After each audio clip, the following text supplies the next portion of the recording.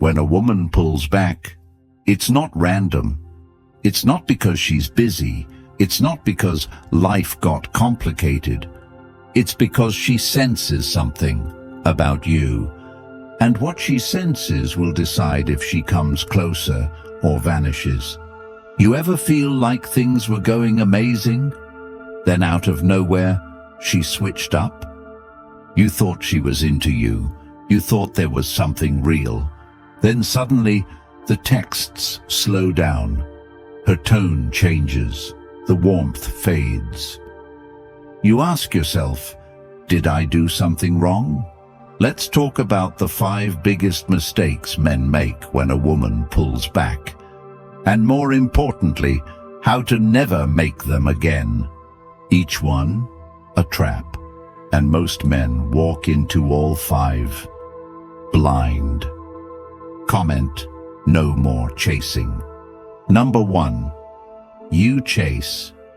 When she pulls back, you chase because you think you're losing something that mattered, but what you're actually doing is throwing away everything you've built within yourself for a chance to beg for the temporary attention of someone who doesn't even respect you enough to communicate directly anymore. And in that chase, you don't just lose her, you lose you. And that's the tragedy most men don't realize until it's too late. Because the moment she pulls back is the moment most of you default to panic and obsession, obsessing over her every word, her tone, her emojis, her last seen status, checking her social media, trying to decode what went wrong, trying to fix something that probably wasn't broken. But what she's really doing is testing you without telling you she's testing you, because the game isn't about love or connection anymore, it's about power. And the moment she senses that she's the sun around which your world spins, she pulls back. Not because she doesn't like you, but because now she's bored, now she's not curious, now she feels like she already has you, and there's nothing left to figure out. And what do you do in that moment? You become the exact version of a man who validates her pulling away. You chase harder, you text longer, you show up uninvited, you offer to talk, to explain, to prove your worth.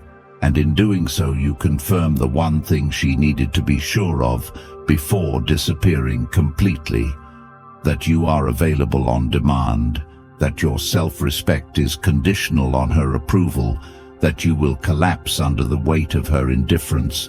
And the more you chase, the more she validates her decision to back off. Because the man who doesn't chase is the man who keeps her attention. And not because he's playing a game, but because he is the game. Because he knows that no amount of effort can compensate for a woman's loss of desire. He knows that if she truly wanted to talk, she would. And if she doesn't, he doesn't beg for what's no longer mutual. Because a man with vision doesn't stop moving. Because someone who once showed interest suddenly acts like a stranger. And most men don't have that vision. Most men are trained to seek permission to feel worthy, trained to think that chasing shows commitment, trained to believe that fixing someone else's doubt is somehow noble.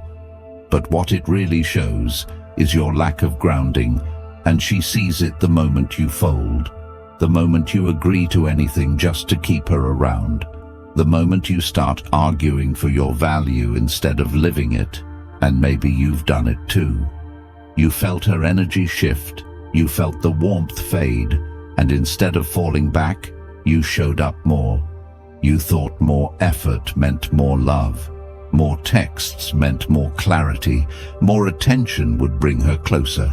But it didn't, did it? It pushed her further, and the more you tried to bring her back, the colder she got, and deep down, you felt it. You knew you were giving away too much of yourself. But you couldn't stop because you were addicted to the idea of her, to the fantasy of what you thought this connection could become. And you chased not because she was the one, but because the rejection threatened your ego, because it made you question if you were enough, and that pain of possibly being discarded made you fight for someone who wasn't even fighting for you, and that's the trap. You confuse her pulling back as something to fix instead of something to walk away from. And what would happen if, instead of chasing, you turned inward? What if instead of reacting, you sat in that discomfort and asked yourself, why does this hurt? What am I afraid of losing? Why do I think her approval determines my value? Because when you stop chasing and start questioning, you begin to rebuild the most important foundation you'll ever need, self-respect. And from that place, you no longer need her reply. You no longer crave her attention because you're too focused on becoming someone that even you don't want to let down. And from that place you see clearly. Anyone who pulls away without respect or communication is not someone you chase. They're someone you let go of. And not because you don't care, but because you care too much about your own dignity to explain your worth to someone who already saw it and decided to gamble it anyway. And you begin to realize that chasing only feeds the dynamic she's already decided she wants to test. Will you fold or will you rise? Will you beg or will you build? Will you react or will you respond with nothing but progress? And when you choose to build, to grow, to walk away in silence, she feels it. Not because you post about it, not because you hint at it, but because your absence is louder than any desperate text. And while she's out trying to validate her choice, trying to find that same energy in someone else, you've already evolved past the point of needing her validation to feel strong. And this isn't about punishing her, it's about preserving you, because the only thing worse than losing her is losing your peace. And every time you chase someone who doesn't choose you, you teach yourself that you're not worthy of someone who does, and you lose time, you lose energy, you lose purpose chasing someone who doesn't even know what they want. And if she did, she'd be clear, but she's not, and that confusion she brings is her test, and your reaction to it is your answer. So don't chase, don't explain, don't argue for your place in someone's life who made it unclear. Just step back, improve, grow, dominate your lane, and watch what happens when your silence becomes the loudest response. Because that's the paradox. When you stop chasing, they start wondering, and maybe they come back or maybe they don't. But either way you win. Because you didn't lose your dignity trying to force a connection with someone who wasn't strong enough to maintain it in the first place. And if she can't handle the distance, she never deserved the closeness. That truth alone is enough to rebuild your foundation, but it becomes unshakable when you immerse yourself in the principles that never fail, the ones laid out step by step in the Stoic relationship blueprint. This isn't just a book, it's raw, timeless wisdom built for men who are ready to take back control of their lives, their emotions, and their relationships. It shows you exactly how to detach from what weakens you and anchor yourself in a mindset that commands respect without chasing it. And now it's available in audiobook format, so you can listen while walking, lifting, driving, or simply getting your life together. Ask yourself, how long will you keep repeating the same patterns? How many times will you allow emotional chaos to replace clarity and calm? This audiobook becomes yours forever, your private guide you can return to whenever life tries to throw you off balance. The link is in the comments. Get it, listen to it, live it, because the longer you wait, the more of yourself you lose to people who were never supposed to have that kind of power over you. Number 2, you react emotionally.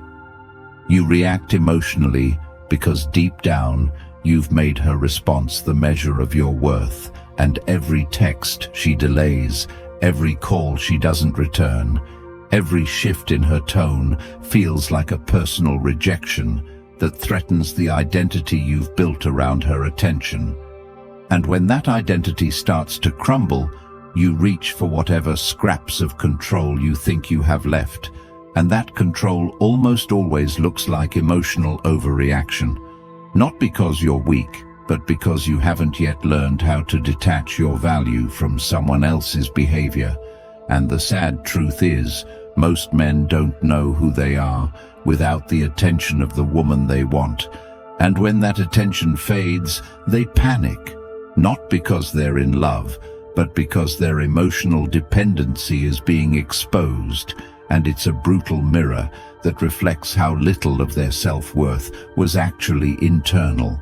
And in that space of emotional desperation, they say too much, they text things, they regret, they show up uninvited, they ask questions that don't need answers, they beg without realizing they're begging, and in doing so, they destroy the little attraction that may have still been there.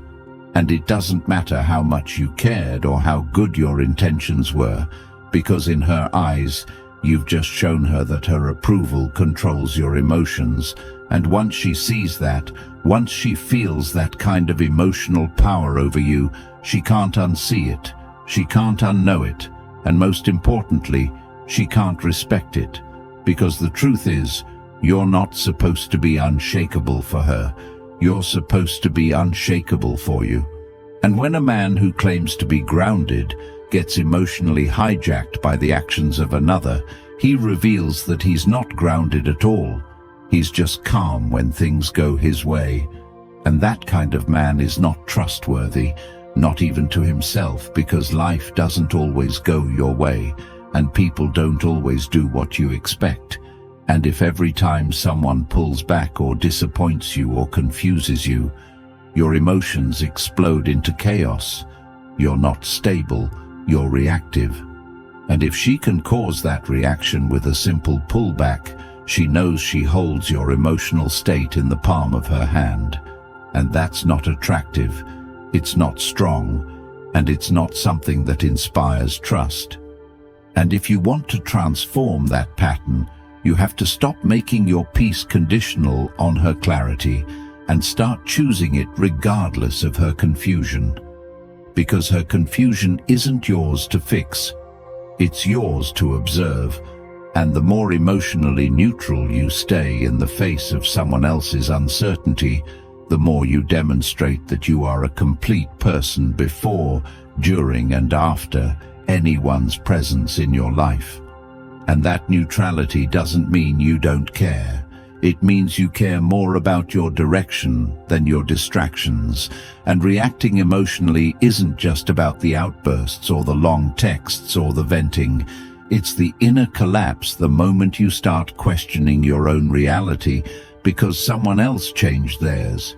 And if you've ever sat staring at your phone wondering what you did wrong, refreshing a message, hoping it changes anything, you've felt that collapse. And it doesn't matter how smart you are or how many books you've read in that moment.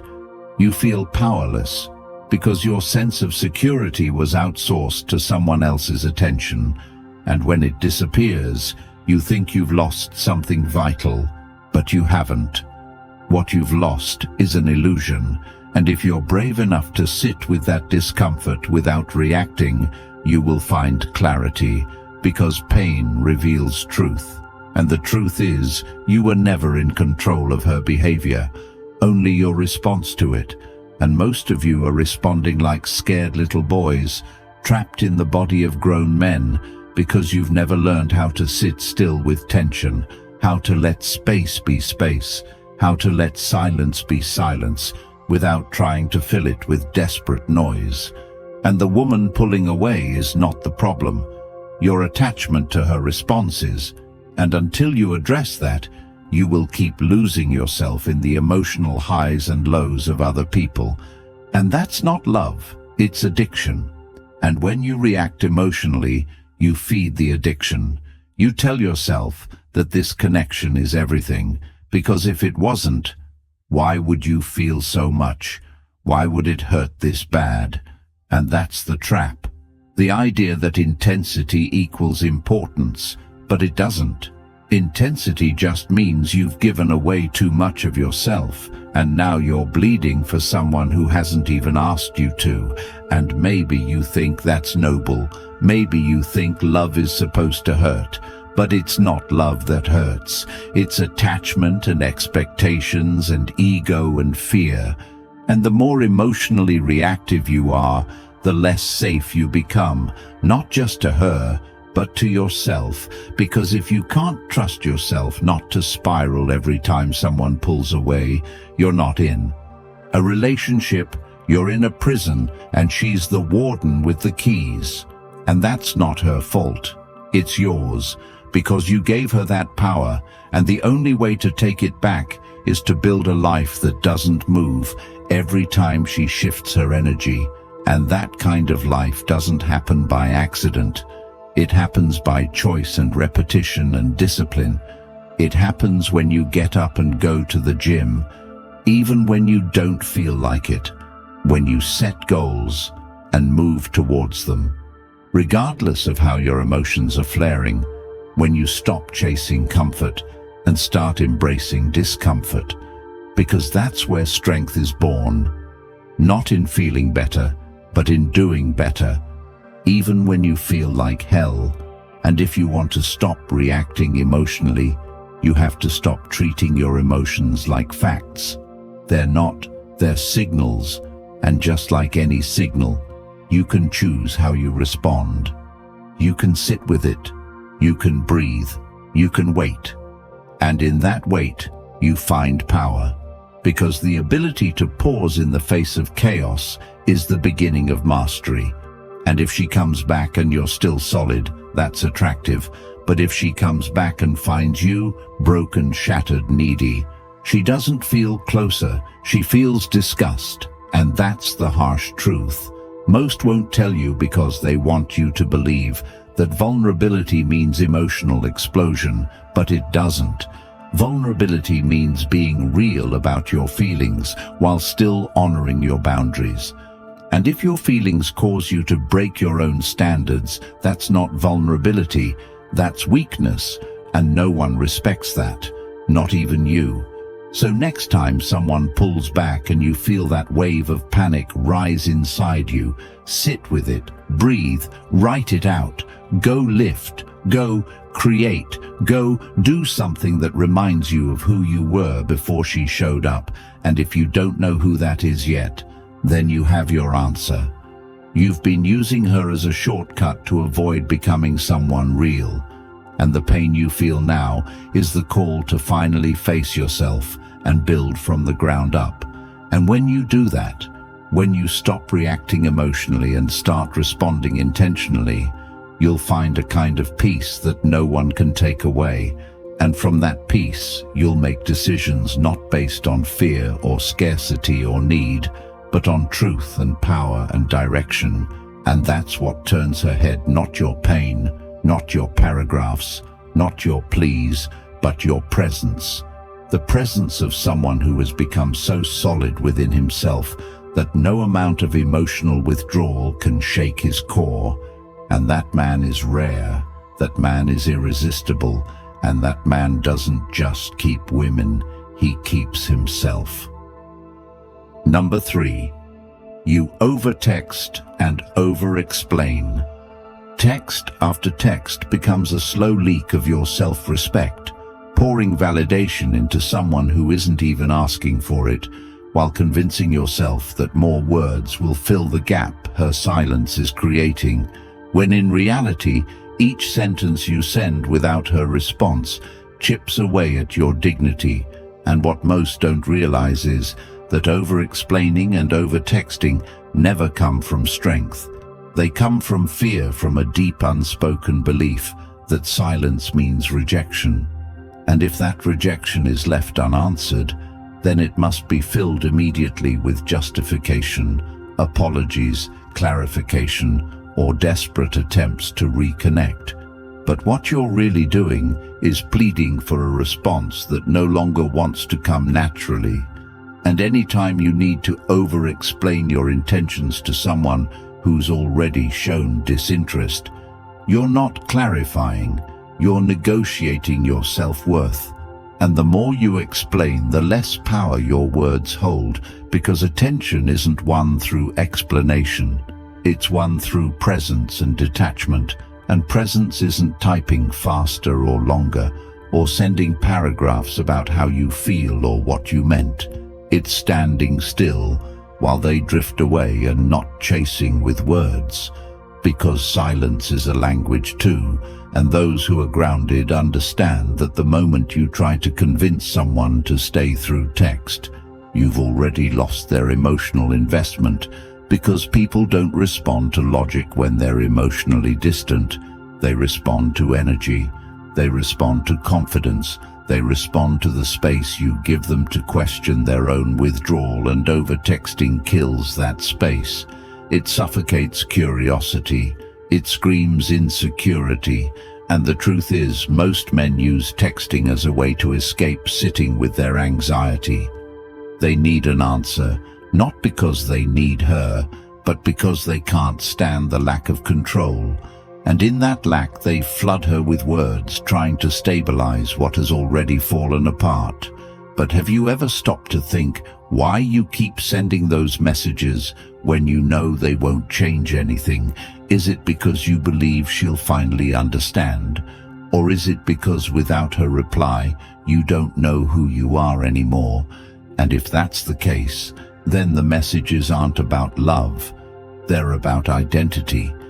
And that identity has been hijacked by a need for someone else to validate your emotions, which means you've handed over your emotional power to someone who hasn't even earned the right to hold it. And this is why so many men lose themselves in the talking stage or early dating phase. They mistake texting for connection, and when the energy changes, they don't adapt. They explain, they overcompensate. They try to bridge the distance with more words, not realizing that words don't build connection. Presence does, and presence isn't digital, it's energetic. And if your energy is reactive, needy and desperate, it doesn't matter how carefully you craft your messages, they land with the energy of panic. And panic is unattractive. It pushes people away.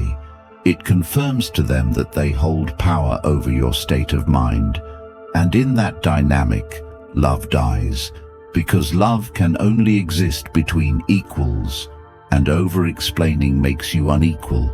It puts you beneath the pedestal you built for them, and if they reply, it's not out of attraction, it's out of pity or obligation. And that kind of attention only deepens the wound and convinces you that the more vulnerable you are, the more they'll care. But there's a difference between vulnerability and emotional leakage. Vulnerability is saying the truth with strength. Emotional leakage is pouring every feeling into their inbox, hoping it will resurrect what's fading. And if it didn't work the first time, it won't work the 10th. And you know that.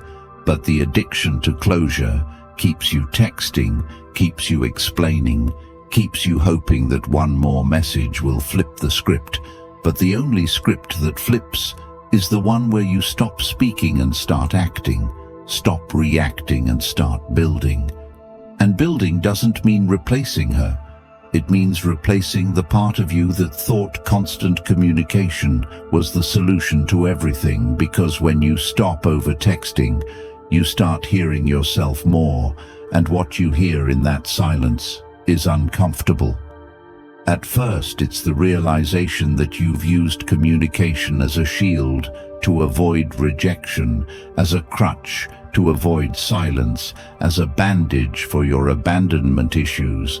And that realization hurts, but it also frees you, because now you get to choose differently.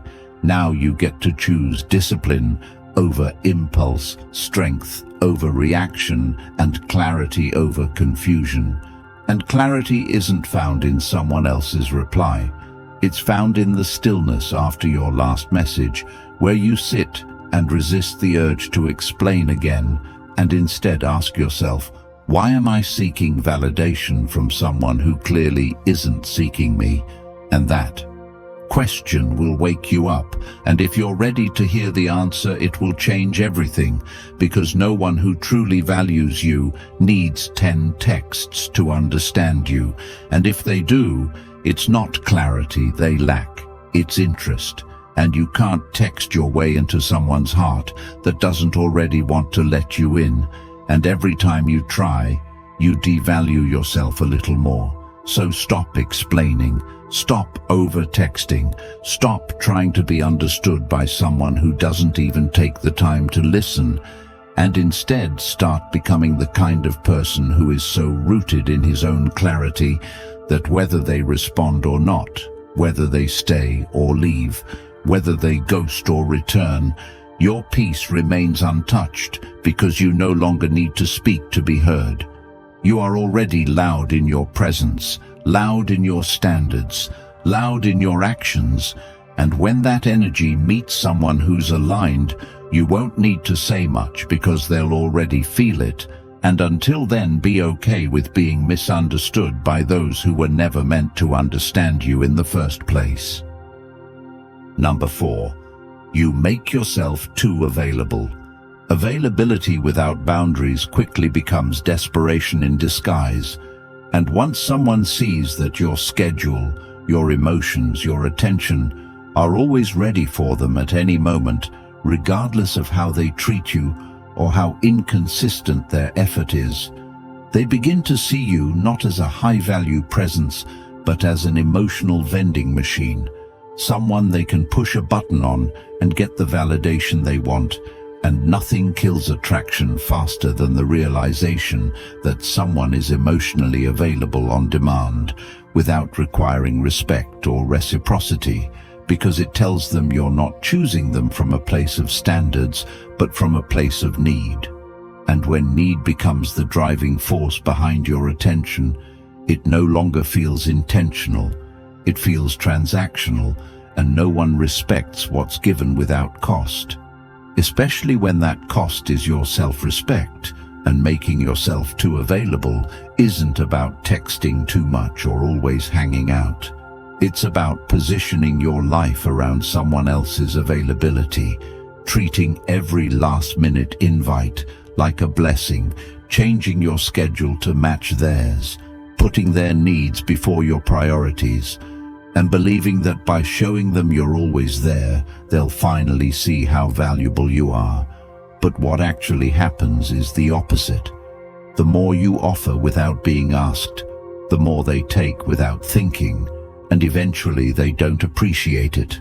They expect it, and what was once a gesture of care becomes your new baseline, and anytime you pull back, they frame it as an attitude change, or accuse you of playing games, when in reality, you're just waking up to the imbalance you created by overgiving, without checking if it was being received with gratitude, and making yourself too available.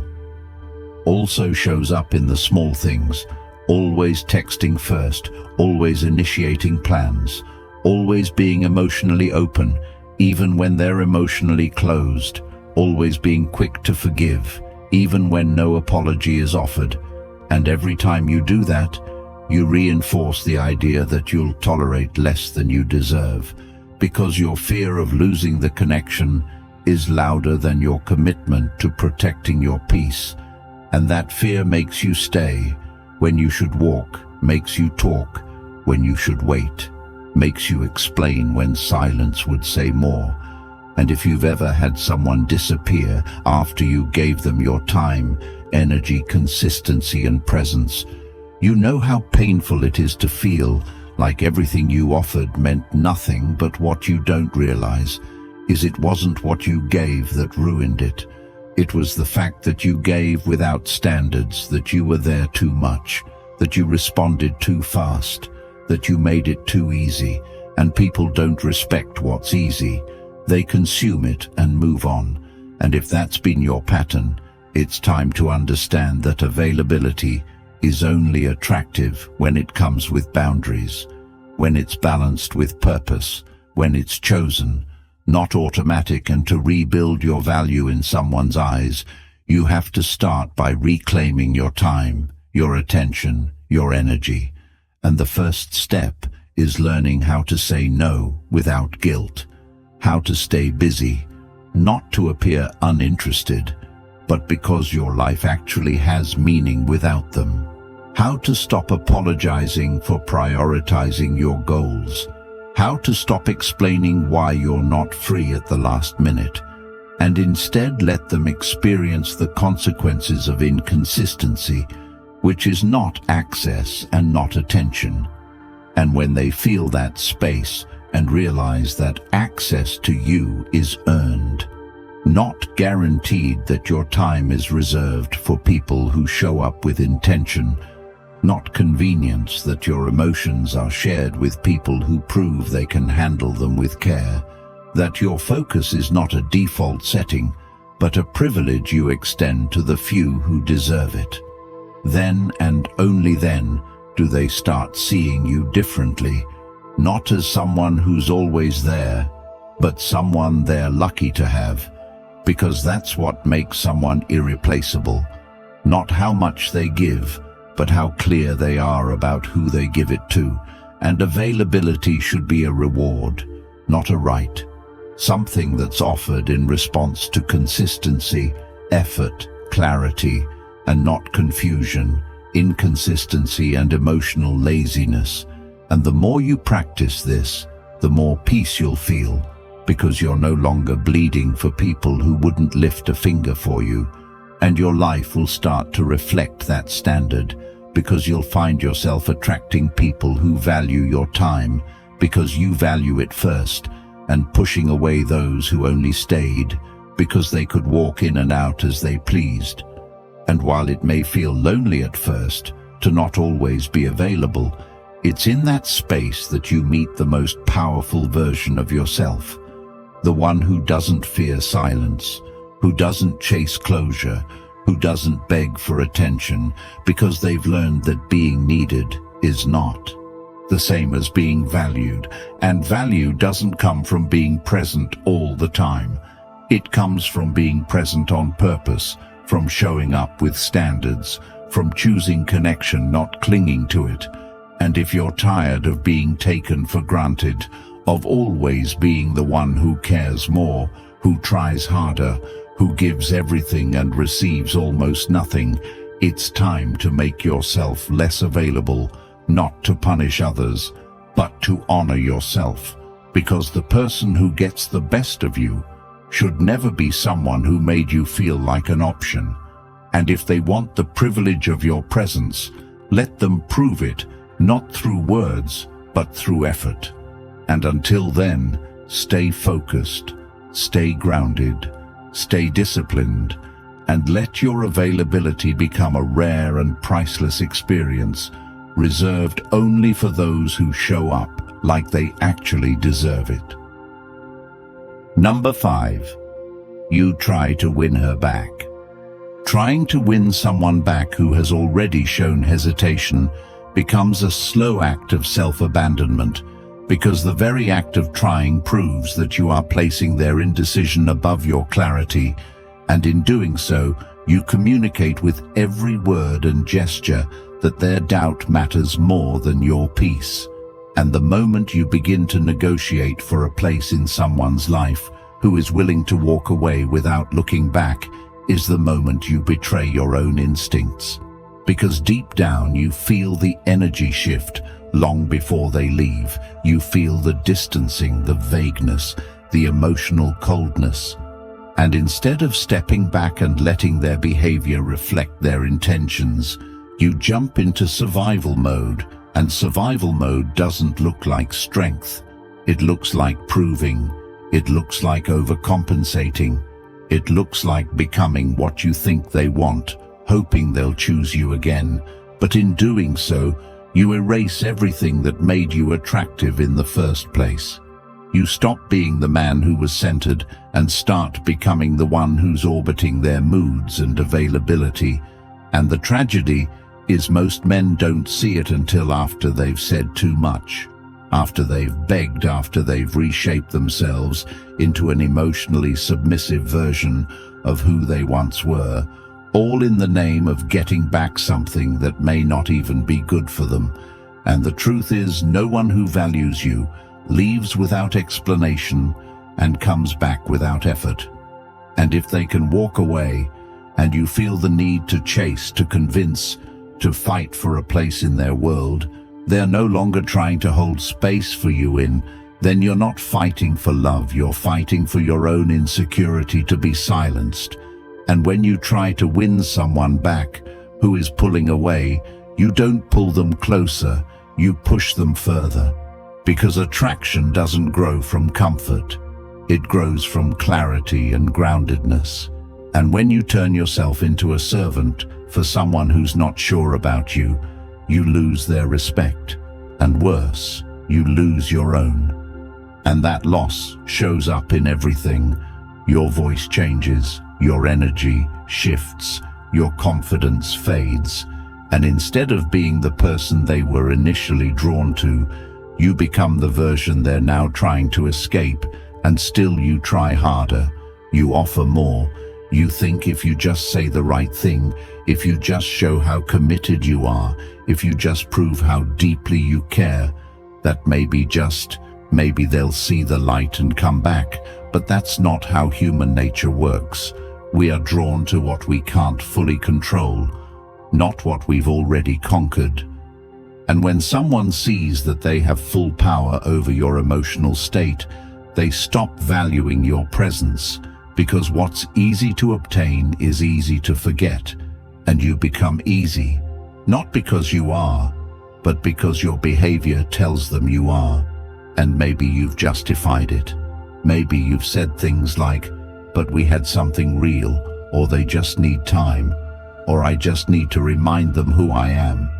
But here's the truth: if someone can forget your value because of time or distance or temporary confusion, then they never truly saw your value in the first place. And reminding them of it shouldn't come from begging or proving. It should come from your silence, from your absence, from your unwillingness to participate in a dynamic that makes you small. And it's not about being heartless or cold. It's about being aligned with yourself. Because the man who is aligned doesn't chase what walks away. He lets it go. Not out of ego, but out of respect for his own path. And the man who tries to win back someone who's pulling away places their feelings above his principles. And that imbalance is felt, even if unspoken. And when someone senses you've prioritized them over your self-worth, they begin to feel guilt, not attraction. They begin to feel pressure, not admiration. And that pressure becomes the nail in the coffin, because now they don't just feel unsure about the relationship, they feel responsible for your emotional well-being. And no one wants to be responsible for someone else's self-esteem. And that's what happens when you try to win them back. You hand them the power to determine how you feel about yourself. And when that happens, you've already lost. And maybe they come back. Maybe they say they just needed space. But the moment they return to a version of you that bent, broke, and chased to get them back, the dynamic never recovers, because now they don't return to an equal. They return to a servant, and they treat you like one, not out of malice, but because that's the role you played when they pulled away. And instead of rising, you kneeled and trying to reverse. That is almost impossible. And even if you manage to rebuild the connection, you do so from a place of imbalance, from a foundation where they are the prize and you are the pursuer, and love cannot grow in that soil. Because love needs respect, and respect needs boundaries, and boundaries are destroyed when you try to win back someone who didn't fight to keep you. And the solution isn't revenge or pettiness or pretending you don't care. It's building a version of yourself that would rather be alone than tolerated.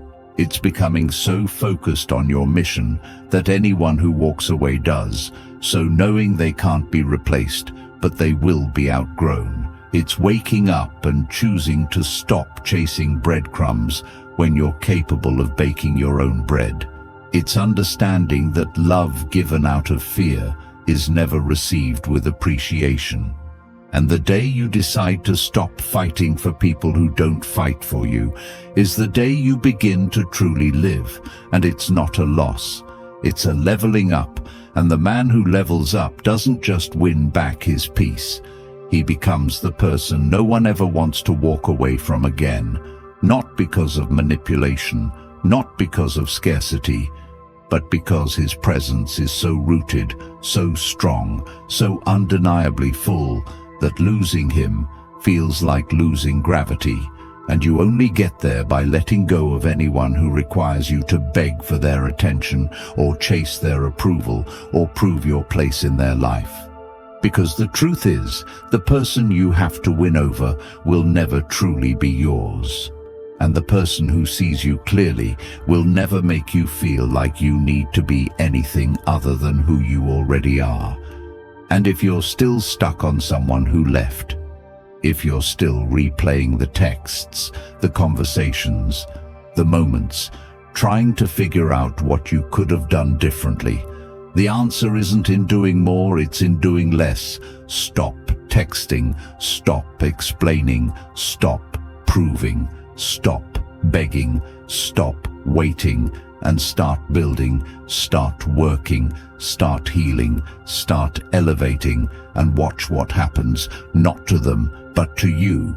Because once you rise to that level, their pull no longer works, their silence no longer hurts, their absence no longer defines you, and that's the real win. If you're tired of chasing people who treat your effort like it's disposable, if you're done being the backup plan while she explores her options, and you're ready to become a man whose peace, power, and presence command respect without a single word. The Stoic relationship blueprint is your next move. It's not just a book, it's your blueprint to emotional freedom, to never needing her approval again, and to building a life so full she either levels up or gets left behind. This is the kind of truth society hides from men, because a grounded, clear-minded man can't be controlled, manipulated, or broken. That's why this knowledge feels like a threat. But now it's yours, instantly, and in audiobook form, so you can absorb it while walking, working, or outliving your past. Linked in the comments. It's always yours, forever. No one can take this wisdom from you.